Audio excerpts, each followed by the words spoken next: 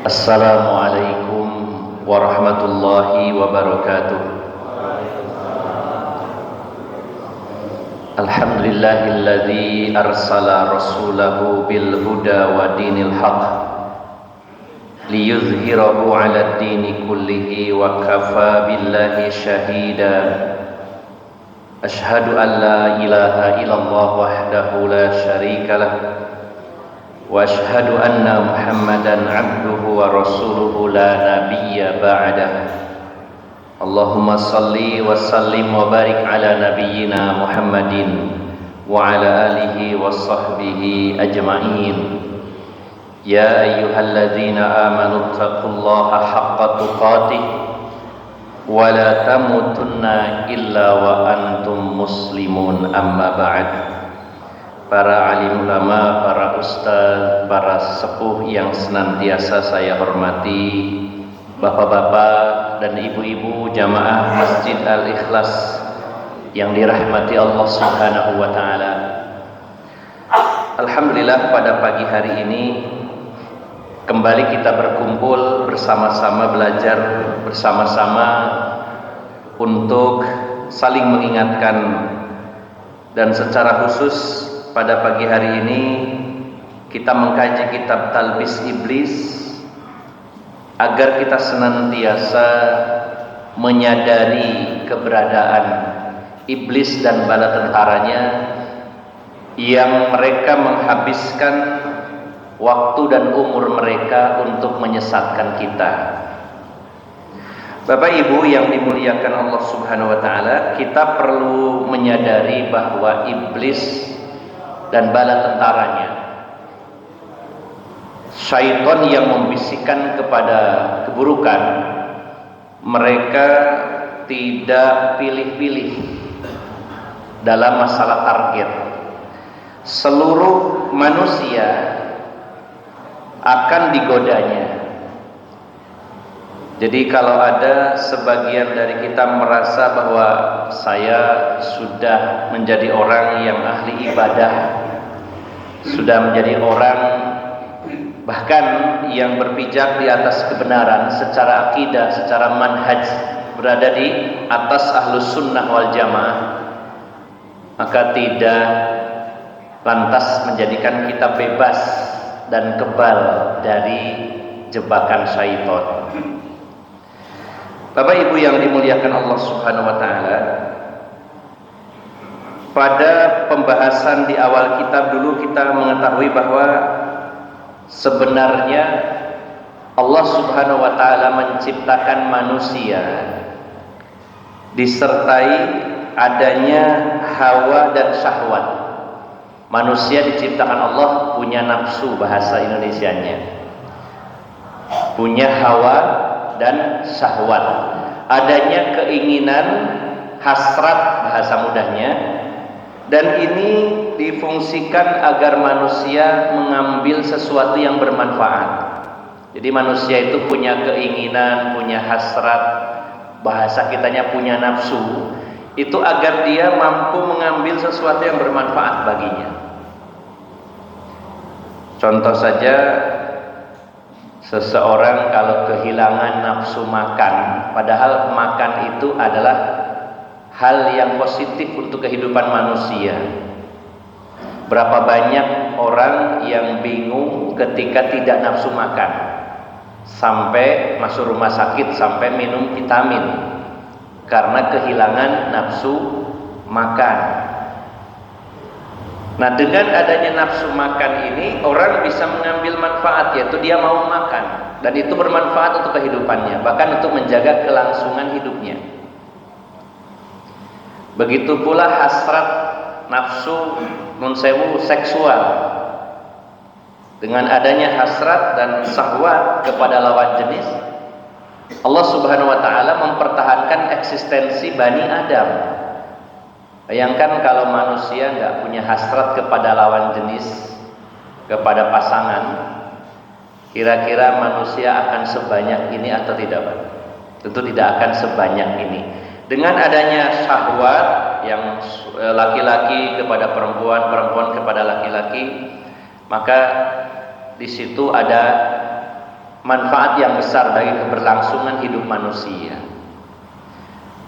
Bahkan ketika seseorang kehilangan syahwatnya, bahkan sekedar lemah saja, itu sangat merepotkan. Ya. Kemudian manusia juga ketika Allah ciptakan ditanamkan dalam diri manusia yaitu sikap marah. Manusia punya marah. Wa wudi'a fihi al-ghadabu liyadfi'u bihi ma yu'dhihi. Manusia itu diberi sifat marah. Dia bisa marah. Ada tujuannya supaya dia menjaga dirinya dari semua hal yang menyakiti dirinya. Kenapa manusia itu punya sifat marah? Allah sengaja memasang sifat tersebut dalam diri Bani Adam. Karena dengan sifat marah, manusia bisa menjaga dirinya dari hal-hal yang akan menyakiti dirinya. Bahkan binatang pun punya marah. Salah satu manfaatnya apa Bapak Ibu? Untuk menjaga dirinya dari disakiti oleh makhluk yang lain. Ular itu Allah ciptakan sebagiannya memiliki bisa racun, bahkan yang mematikan. Tapi sebenarnya ular ini tidak mencari manusia untuk digigit. Jadi nggak ada ceritanya ular itu fokus nyari orang untuk digigit. Setiap hari keluyuran nyari orang yang bisa digigit, tidak. Dia menggigit, mengeluarkan bisa karena untuk mempertahankan dirinya. Ketika ada orang jalan kaki lewat, dia bisa merasakan dari getaran tanah, wah ini mau nginjek saya, maka dia langsung bersiap untuk menggigit dan mempersiapkan bisanya. Nah, maka marahnya binatang termasuk manusia sebenarnya sengaja Allah pasangkan supaya manusia itu bisa melindungi dirinya dari hal-hal yang membahayakan dirinya. Banyak orang kalau tidak bisa marah ini juga tidak baik. Seringkali kita mengidentikannya orang itu kalau tidak bisa marah, mungkin sabar. Dan ini sangat berbahaya Bapak Ibu. Kalau orang itu tidak pernah marah, apalagi marah yang positif, melihat kemaksiatan tidak marah, melihat istrinya membuka aurat di depan umum tidak marah, dan perbuatan-perbuatan buruk lainnya dia tidak bisa marah. Itu bukan sabar, tapi kelemahan. Wa u'tiya al-aqlu kal mu'addibi ya'muru bil 'adli fi ma yajtalabu wa yajtanab. Dan Allah selain memberi sifat, ada hawa nafsu, ada syahwat, ada sifat marah, Allah juga beri akal. Yang dengan akal itu seolah akal ini mu'addib, pembimbing, ya, agar manusia melakukan sifat yang adil, bijaksana, mana yang harus dia lakukan, mana yang harus dia tinggalkan. Nah, jadi fungsinya akal itu untuk menyaring, memilah-memilih mana yang harus saya lakukan, mana yang harus saya tinggalkan, mana jalan keselamatan, mana jalan yang menuju pada celaka. Ini fungsinya akal. Jadi luar biasa Bapak Ibu jamaah sekalian, Allah menciptakan manusia dengan seperangkat sistem dan memiliki sifat-sifat tertentu yang sebenarnya semuanya itu bermanfaat bagi manusia itu sendiri. Nah, di sisi lain setan diciptakan oleh Allah Subhanahu wa taala. Wa khuliqasy syaitanu muharridan lahu 'alal israfi fi ijtilabihi wa ijtinabihi. Lalu Allah menciptakan setan secara khusus, dia itu ya mengobarkan di tengah-tengah manusia, mendorong, bahkan menipu, menjebak, mengajak manusia supaya berlebih-lebihan. Sebenarnya manusia punya syahwat, itu bagus. Tapi Allah memberi aturan, oh ini kamu saya ciptakan punya syahwat kepada lawan jenis. Tapi ada aturannya, untuk melampiaskannya disyariatkan adanya nikah dengan segala aturannya. Nah, setan itu hadir untuk merusak agar manusia itu melewati batas. Ini istri halal, silakan. Karena manusia ditanamkan dalam dirinya syahwat kepada wanita. Silakan disalurkan syahwat itu kepada istrinya. Nah, setan hadir bagaimana supaya melewati batas itu. Israf, dibuat berlebih-lebihan. Akhirnya seseorang melampiaskan syahwatnya kepada yang haram, berselingkuh, ya, berzina dengan wanita lain. Nah, ini kehadiran setan itu seperti itu. Manusia punya sifat marah, sebenarnya bagus agar manusia melindungi dirinya dari bahaya, tapi setan membuatnya melampaui batas. Marahnya itu hanya ledakan emosi yang akhirnya memunculkan mudorot yang besar. Gara-gara marah yang tidak terkendali, orang dengan mudahnya mencaci maki saudaranya, menghina saudaranya, memfitnah saudaranya, memukul, bahkan membunuh gara-gara marah yang melampaui batas. Nah, jadi Bapak Ibu jamaah sekalian, disinilah kita betul-betul menyadari, ya Allah, Allah menciptakan saya dengan seperangkat sistem yang lengkap. Namun di sini ada setan yang selalu mengajak, membisikkan supaya saya melampaui batas. Biasanya melampaui batas itu, ya, kalau tidak meninggalkan sejauh-jauhnya dengan meremehkan, atau justru kebalikannya, hulu, berlebih-lebihan. Nah, kemudian Bapak Ibu jamaah sekalian, maka di sini saya mengajak kepada diri saya sendiri, pada Bapak Ibu, menyadari betul setiap ada keinginan berbuat maksiat dalam hati kita. Pasti kita pernah mengalami ada namanya perang batin, ingin melakukan maksiat, ingin melakukan dosa apa saja. Dan di situ yang berperan bukan hanya hawa nafsu kita, tapi di situ ditumpangi syaitan. Ini harus kita sadari setiap waktu, Bapak Ibu. Makanya Ibnul Jauzi menyarankan, setiap ada keinginan berbuat maksiat dalam hati kita, katakan kepada jiwa kita sendiri. Bagaimana, apa yang kita katakan? Kita sadar bahwa di situ ada setan. Setan, kata Imam Ibnul Jauzi dalam kitab ini, wahai setan, saya tahu dan sadar kamu itu ada. Sebenarnya ini maksiat kamu sendiri yang ngajak. Maka saya tidak butuh nasihat kamu, karena tidak mungkin seorang musuh akan memberikan nasihat yang baik kepada musuhnya. Kamu itu musuh karena Allah menginformasikan, innahu lakum aduwwum mubin, sesungguhnya dia itu musuh yang nyata. Setiap ada keinginan maksiat, lawan dengan dialog dalam diri kita. Di sini ada setan. Dalam diri saya ada setan. Saya tidak akan menuruti keinginannya, tidak akan menuruti sarannya, tidak menuruti nasihatnya, karena dia musuh. Tidak mungkin menyelamatkan saya, tapi menjerumuskan saya.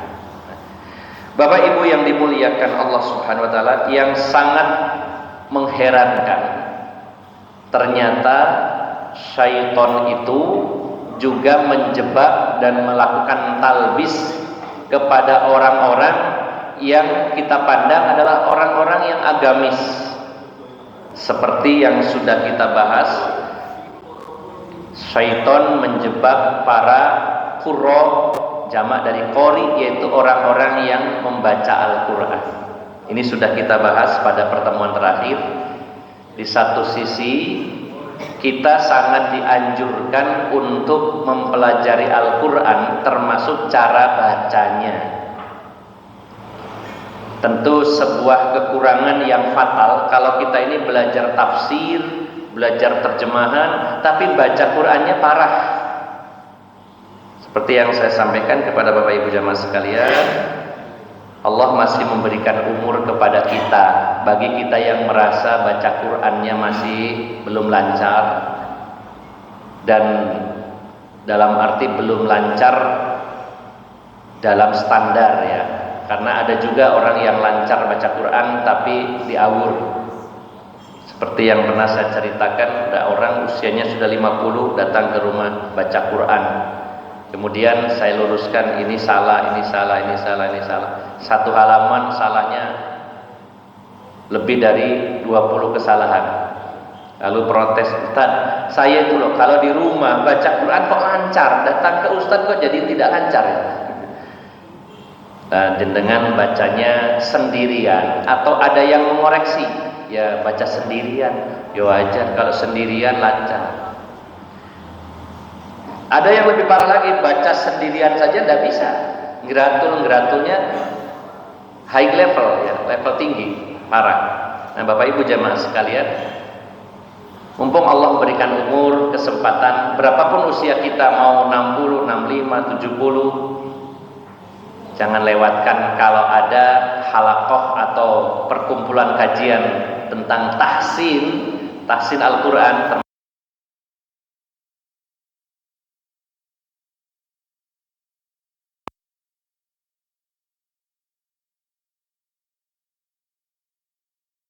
Dengan baik. Tentu ini anjuran dan ini sebuah kebaikan ketika seseorang mahir membaca Al-Quran. Karena Rasulullah mengatakan al-mahiru bil Qur'ani ma'as safaratil kiramil bararah. Orang yang mahir membaca Al-Quran akan dikumpulkan di hari kiamat bersama para malaikat-malaikat yang mulia lagi mengabdi kepada Allah, malaikat-malaikat pilihan. Dikumpulkan kita di sana.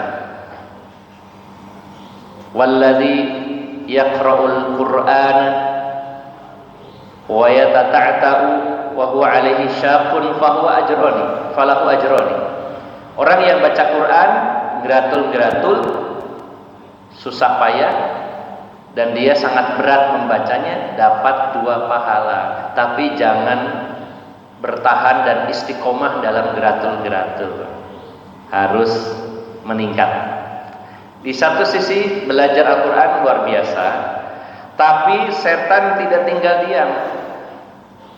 Orang yang belajar Al-Quran, setan godanya bukan diajak untuk berzina, minum minuman keras, diajak untuk supaya berjudi. Wah, ini ahli Quran.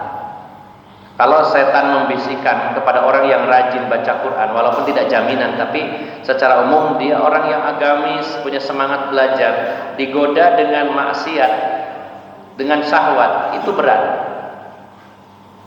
Pasti setan akan berpikir ini menguras energi saya, maka dia akan menggoda para qori, ya, sesuai dengan bidangnya. Dibuatlah mereka berlebih-lebihan dalam belajar cara membaca Al-Quran, menyibukkan diri dengan melatih lagu-lagu Al-Quran. Sebenarnya jika dia memang belajar yang lainnya, belajar terjemah, belajar tafsir, mengamalkan, kalau dia mau menambah dengan seni membaca Quran, monggo. Tapi ada di antara orang yang ditalbis, dijebak iblis. Dia sibuk sekali mempelajari bacaan dengan berbagai macam, ya, model bacaan, diperdalam siang malam, tapi dia nggak pernah belajar tafsir, nggak tahu terjemahan Quran, nggak tahu isinya Al-Quran, sholatnya juga masih parah. Dia sibuk mempelajari lagu-lagu Al-Quran misalkan. Ini sudah kita bahas Bapak Ibu jamaah sekalian, di mana kita memandang bahwa ahlul Quran, terutama orang-orang yang qori tadi, mereka orang-orang yang hebat, ternyata tidak lepas juga dari jerat dan jebakan iblis. Kita akan lanjutkan yang sangat mencengangkan Bapak Ibu jamaah sekalian. Kadang ini tidak terpikir oleh kita. Berikutnya Imam Abul Faraj, penulis kitab ini, itu Ibnul Jauzi, di halaman yang ke-151 beliau membahas tentang zikru talbisi iblisi ala ashabil hadis. Pembahasan tentang talbis iblis, jebakan tipu daya iblis kepada para pakar hadis. Pakar hadis, ashabul hadis.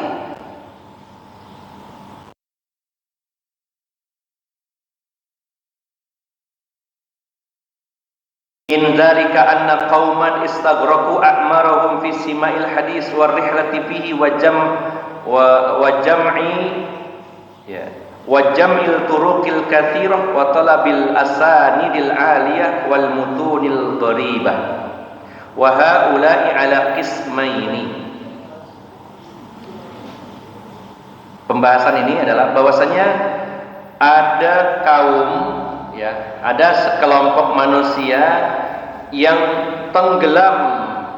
Maksudnya tenggelam di sini itu memfokuskan diri untuk mendengar hadis, melakukan perjalanan dalam mencari hadis, mengumpulkan jalur-jalur hadis yang banyak, mencari sanad-sanad dan matan-matan hadis. Pertanyaannya Bapak Ibu jamaah sekalian, apakah aktivitas ini bagus atau buruk sebenarnya Pak? Mendengarkan hadis dari guru-guru, melakukan perjalanan jauh ke negeri-negeri mencari hadis, kemudian mengumpulkan, menulis sanad-sanad hadis. Sebenarnya secara asal ini aktivitas atau amal ibadah yang mulia. Nah, namun Imam Ibnul Jauzi menyebutkan wa haula'i ala qismain. Namun mereka ahli hadis, pakar hadis itu terbagi menjadi dua. Yang pertama, qismun qasadu hifdz syar'i bi ma'rifati sahihil hadis min saqimihi wa hum mashkuruna ala hadzal qasdi. Kelompok yang pertama di antara ashabul hadis, para pakar hadis ini, mereka yang melakukan aktivitas tadi, mendengar hadis, mencatatnya, melakukan perjalanan, mengumpulkan sanad, meneliti hadis. Kelompok pertama itu mereka adalah orang-orang yang menjaga syariat ini dengan memisahkan antara mana hadis yang sahih, mana yang dhaif. Alangkah beratnya kita menjalankan agama ini sebenarnya seandainya tidak ada jasa dari para pakar hadis sekelas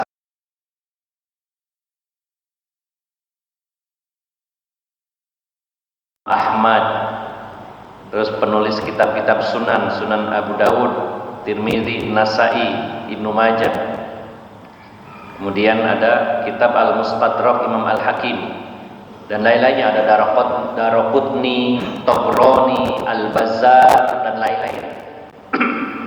Bayangkan kita ingin sholat sesuai sunnah Nabi, kalau tidak ada kitab hadis, belajarnya kemana kira-kira Pak? Mungkin akan berlaku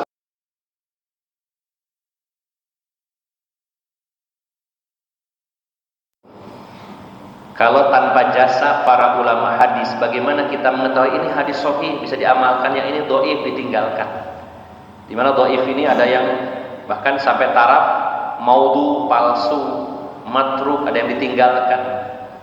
Ada yang di dalamnya ada tadlis, ada penyisipan. Ini ada hadis mursal. Hadis mursal, hadis yang diklaim dari Rasulullah tapi padahal perkataan dari sahabat, terputus sampai di sahabat saja. Dan berbagai macam jenis hadis. Selain adanya para pakar dan menulis hadis-hadis Nabi, juga ada para peneliti hadis. Di sana ada yang melakukan jarh wa ta'dil. Oh, hadis ini diriwayatkan ulama-ulama, sanadnya A, B, C, D, E. Ada salah satu dari mereka itu yang dituduh berdusta. Nah, itu namanya jarh. Jarh itu artinya melukai, maksudnya dikoreksi, ternyata di situ ada penyakit, ada salah satu rawi yang bermasalah. Ini jasanya para ahli hadis luar biasa. Sampai Imam Bukhari mengatakan, siapa ahlus sunnah? Hum ahlul hadis. Ahlus sunnah itu mereka adalah ahli hadis. Mereka orang yang mempelajari, memahami secara mendalam hadis-hadis Nabi dan mengamalkannya. Terus Qur'annya di mana? Orang yang paham hadis sudah pasti paham Qur'an, karena hadis itu adalah penjabaran, rincian dari yang pokok, yaitu Al-Qur'an. Di satu sisi, ini kelompok pertama, ini sangat berjasa menjaga syariat ini. Setelah 2 abad berlalu, barulah hadis-hadis Nabi dibukukan. Dari situlah kita mengambil ilmu hadis dari kitab-kitab hadis, terutama kutubus sittah. Dan terutama kita sangat bersyukur kepada Allah, di mana Allah menghadirkan di tengah-tengah umat umat Islam seorang ulama besar sekelas Imam Bukhari dan juga murid beliau Imam Muslim yang menulis Sahih Bukhari dan Sahih Muslim, yang dikenal oleh para ulama sebagai as-sahhul kutub al-musannafat, kitab hadis paling sahih, yaitu Sahih Bukhari dan Sahih Muslim. Apalagi kalau hadis itu diriwayatkan Bukhari dan Muslim sampai ditulis muttafaqun alaih. Para ulama sepakat atas kesahihannya. Tentu ini sangat berguna, bermanfaat dalam rangka menjaga syariat ini. Seandainya tidak ada hadis-hadis Nabi, sudah berapa banyak ya agama ini hilang. Pelajaran-pelajaran penting tentang agama ini hilang. Bagaimana kita akan sholat ketika Allah memerintahkan dalam Al-Quran wa aqimus sholat, dirikan sholat. Bagaimana kita akan mendirikan sholat kalau tidak ada hadis yang menjelaskan tata cara sholatnya Rasulullah SAW? Kita tidak akan bisa berwudu tanpa adanya hadis tentang tata cara wudu, bermandi janabah, merawat jenazah, berpuasa, membayar zakat, haji dan umroh dan lain-lainnya. Jadi yang pertama, di antara kaum muslimin ada orang-orang yang memang mempelajari hadis niatnya untuk menjaga syariat ini, menjaga agama ini, dan jasanya sangat besar, dan tentunya insya Allah berikan pahala yang luar biasa kepada para ulama yang telah berjuang keras menghabiskan umurnya untuk mengumpulkan hadis-hadis Nabi SAW. Nah, kemudian Bapak Ibu jamaah sekalian yang dimuliakan Allah Subhanahu wa taala, kelompok yang kedua, mereka sebenarnya orang-orang yang bergelut di bidang hadis, namun ternyata penulis ini menemukan beberapa fakta yang saya rangkum karena waktunya sangat terbatas, menemukan beberapa fakta bagaimana iblis telah berhasil memanipulasi, menipu, menjebak para ashabul hadis, para pakar hadis. Apa bentuk tipuannya? Di antaranya Bapak Ibu jamaah sekalian, yang pertama ini contoh saja, mungkin ini pengalaman dari Imam Ibnul Jauzi dan ini memang fakta. Ada sebagian orang yang bergelut menyibukkan dirinya, menghabiskan umurnya untuk mempelajari hadis, mengumpulkannya, menulisnya, bertemu dengan para ulama. Tapi anehnya di antara mereka banyak yang tidak paham isi hadis itu. Hanya mendengar, menulis, mencatat, membukukan, tapi anehnya sebagian besar hadis itu mereka tidak paham. Bahkan Imam Ibnul Jauzi sampai menceritakan, ya, ada di antara orang yang termasuk ashabul hadis, mereka salah dalam memahami hadis. Ada sebuah hadis yang mana Rasulullah melarang, ya. Ada hadis sahih sebenarnya. Rasulullah SAW, anna Nabiya SAW naha anil hilaki qabla salati yaumal jum'ah. Rasulullah SAW melarang hilak, ya, ha lam kof, ha lam kof, nulisnya hilaku. Rasulullah melarang hilak sebelum sholat Jumat. Nah, ternyata hilak ini adalah jamak dari halakoh, perkumpulan. Jadi kalau menjelang sholat Jumat jangan ngadakan perkumpulan kajian, supaya orang fokus ke sholat Jumat mendengarkan khutbah. Jadi upayakan kalau sudah mepet waktunya Jumat jangan ada kajian, bikin halakoh. Itu larangan Rasulullah SAW. Nah, ternyata ada orang yang membacanya ya halku, padahal bedanya hilaku sama halku. Kalau halku artinya mencukur rambut. Ketika salah memahami, Rasulullah melarang mencukur rambut di hari Jumat. Itu ada orang, dia pun pengumpul hadis, kata Imam Ibnul Jauzi, dia tidak pernah bercukur di hari Jumat selama 40 tahun karena memahami hadis tadi dengan pemahaman yang salah, hanya salah bacanya saja, salah. Jadi ada ternyata walaupun kita sangat berterima kasih jasanya besar para pakar hadis, tapi ternyata setan atau iblis ini tidak tinggal diam. Ada di antara mereka sibuk mengumpulkan hadis, tapi dia sendiri tidak paham tentang isi hadisnya. Dan ternyata juga di antara orang-orang yang menyibukkan diri dalam bidang hadis, ada di antara mereka yang tidak paham rukun sholat karena tidak memahami isi hadisnya, hanya mendengar, mencatat, mengumpulkan, membukukan, begitu. Luar biasa Bapak Ibu jamaah sekalian. Amal yang mulia, yang pahalanya sangat besar, menjaga syariat ini dibelokkan oleh iblis. Mereka sibuk mendengar, mencatat, membukukan, tapi mereka tidak paham hadisnya. Ternyata ada yang seperti itu Bapak Ibu. Kemudian Bapak Ibu jamaah sekalian yang dimuliakan Allah Subhanahu wa taala, ada lagi di antara mereka di mana dalam rangka mengumpulkan hadis dan mencari hadis itu dalam rangka memamerkan perjalanannya. Jadi sebenarnya dia ini meriwayatkan hadis hanya beberapa, tidak banyak, tapi dipilih ya pengalaman-pengalaman yang berkesan sehingga orang mengenal dia dan memuji dia. Jadi tujuannya sebenarnya endingnya adalah pamer, ria. Sampai dijelaskan di sini ada orang mengatakan saya mendengar hadis dari si fulan saat saya sedang berada di pinggir sungai Efrat. Nah, jadi yang ditonjolkan adalah situasi saat itu. Tujuannya apa? Membanggakan diri. Oh ternyata orang ini, misalkan ini dari Madinah atau dari Mekah. Oh ternyata orang ini sampai ke negeri Syam. Karena dalam riwayatnya dia menjelaskan saya mendengar seseorang si fulan ya, bernama A, B, C telah menyampaikan hadis kepada saya di pinggir sungai Efrat. Yang dia inginkan apa? Orang lain tahu bahwa dia sudah sampai di sana. Dan itu perjalanan yang sangat jauh.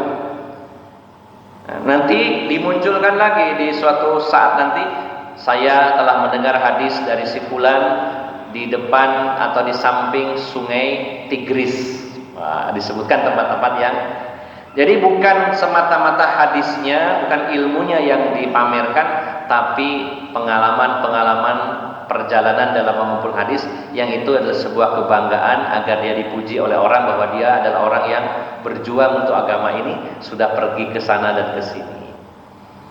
Nah, jadi Bapak Ibu jamaah sekalian, kadang tidak terasa pada dasarnya para pejuang agama ini banyak. Mereka berjuang untuk agama Allah, belajar ke sana ke sini, tapi dijebak oleh syaitan gimana supaya dia sombong, supaya dia pamer. Lalu mengatakan saya dapat ilmu ini di Mesir, saya dapat ilmu ini di Madinah, saya dapat ilmu ini. Ditonjolkan tempatnya. Ya, ini tergantung kepada niatnya. Kalau memang niatnya memang untuk menegaskan bahwa saya dapat ilmu ini dari para ulama di sana, silakan, tidak ada salahnya. Tapi ketika tujuannya untuk memamerkan bahwa saya punya pengalaman ini, perjalanan ini dalam mencari ilmu, itu adalah jebakan iblis agar kita menyombongkan diri. Padahal seorang pakar hadis. Bapak Ibu jamaah sekalian yang dimuliakan Allah Subhanahu wa taala.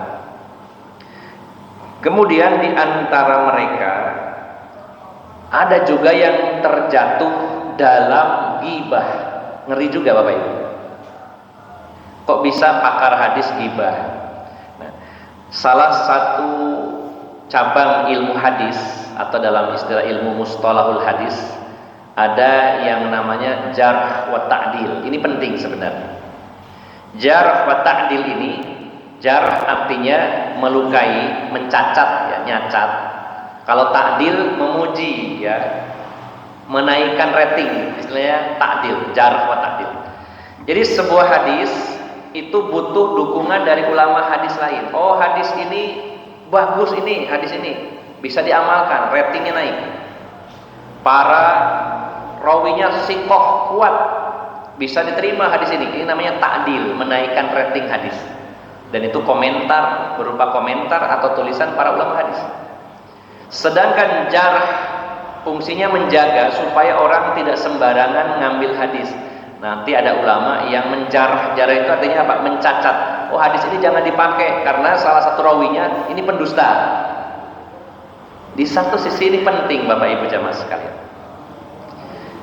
Jangankan pendusta, yang dituduh pendusta saja hadisnya ditinggalkan, baru tertuduh dusta. Sampai pernah saya sampaikan bagaimana kisah Imam Bukhari ketika beliau mencari hadis. Beliau mendengar bahwa hadis ini berasal dari si fulan di negeri seberang. Beliau berangkat menuju si fulan ini untuk memastikan benar nggak hadis ini dari orang ini. Sesampainya di rumah orang ini, Imam Bukhari menemui orang ini sedang memanggil ayam-ayamnya. Kir. Biar ayamnya itu menghampiri dia. Bawa piring, kemudian manggil ayam. Kir. Ayamnya hanya berlarian mendekati orang ini, tapi dicek oleh Imam Bukhari, di dalam piring itu kosong, nggak ada makanannya. Jadi ayamnya dibohongi supaya ayamnya itu berdatangan. Imam Bukhari langsung pamitan lagi, nggak jadi ngambil hadisnya. Oh ini ayam aja dibohongi, orang juga bisa dibohongi. Saya nggak ingin mengambil hadisnya, sama beliau. Baru seperti itu sudah tidak diambil hadisnya. Ini demi ketelitian, demi menjaga agama ini. Jangankan yang dikenal pendusta, baru dituduh pendusta saja, bahkan hanya berbohong kepada ayam, maka dicacat hadisnya. Oh jangan diambil, orang ini tidak amanah, ditinggalkan. Di satu sisi ini baik. Makanya jangan heran kalau dalam bidang hadis kita akan membaca ketika sebuah hadis ditahrij, dibahas secara mendetail hadis ini sahih atau dhaif. Kalau dhaifnya di mana? Biasanya di situ dijelaskan si fulan bin fulan ini adalah seorang yang pendusta. Si fulan dan bin fulan ini orang yang hafalannya lemah. Kesannya kayak menjelekkan orang, tapi ini butuh dalam rangka menjaga hadis. Namun iblis tidak tinggal diam. Maka di antara para pakar hadis itu ada yang tidak profesional. Dia memanfaatkan adanya ilmu jarh wa ta'dil ini untuk merusak karakter, merusak citra ulama yang lain. Dimanfaatkan oleh dia momen ini untuk menjelek-jelekan musuh bagi dia. Oh ini ada saingan lah bahasanya. Dan itu ternyata ada dan benar-benar terjadi di antara pakar hadis yang dijebak oleh iblis, mendapatkan talbis sehingga akhirnya dia jatuh pada ghibah. Jangan ngambil hadis si fulan dijelaskan detail jelek yang belum tentu sesuai faktanya, namanya juga menuduh, ghibah dan sebagainya. Artinya Bapak Ibu jamaah sekalian, para pakar hadis ada yang memang menilai bahkan mencacat rawi-rawi hadis tujuannya menjaga agama ini, tapi ada juga yang memang niatnya, faktor niatnya adalah merusak nama baik para ulama hadis. Ini sebagian dari contoh talbis iblis. Ternyata jangankan sekelas kita, para pakar hadis saja masih dijebak oleh iblis. Yang terakhir Bapak Ibu jamaah sekalian, di antara mereka itu ada yang mencari hadis-hadis yang aneh-aneh. Aneh-aneh bagaimana? Jadi kalau dia menyampaikan hadis yang umum, merasa biasa-biasa saja, tapi dicarilah aneh-aneh yang tidak banyak dibahas orang. Nah justru akhirnya apa? Terjatuh pada hadis-hadis yang dhaif, jatuh pada hadis-hadis yang palsu. Ya, supaya orang senang mendengar hadis yang dia bacakan, supaya tertarik dengan pembicaranya, disampaikanlah hadis-hadis yang aneh-aneh, yang kita tidak temui dalam kitab-kitab hadis, kata Bapak Ibu. Dan ini rupanya sekarang di masyarakat kita tuh banyak Bapak Ibu jamaah sekalian. Apalagi sudah ada kalimatnya ini diiming-iming. Ya.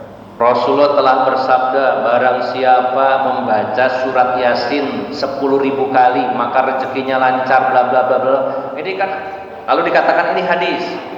Orang semangat mengamalkan ini.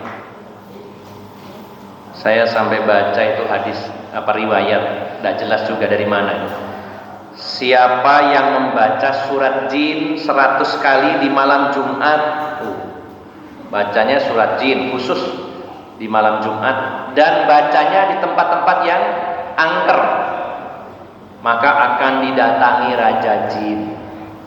Nah, ini dari mana dasarnya? Kayaknya dari kitab Mujarobat mungkin ini. Baca surat jin 100 kali tengah malamnya juga malam Jumat, terus berhenti di kuburan atau di bawah pohon beringin yang besar supaya didatangi raja jin. Terus kalau raja jinnya datang beneran mau ngapain juga? Apa mau dijadikan seperti jinnya Aladin bisa membantu dia? Jadi terjatuh dalam dosa akhirnya. Nah, pada hari ini banyaknya orang yang menyampaikan hadis-hadis yang tidak umum, yang tidak jelas jeluntrungnya, tapi demi mendapatkan antusiasme, aplaus dari netizen, dari audiens, ya, membawakan hadis-hadis, dicarikan secara khusus hadis-hadis yang nyeleneh-nyeleneh, yang tidak umum. Bahkan para ulama, para mubaligh, para ustadz yang lainnya tidak pernah membahas hadis-hadis tersebut, yang ternyata bukan hadis yang sahih.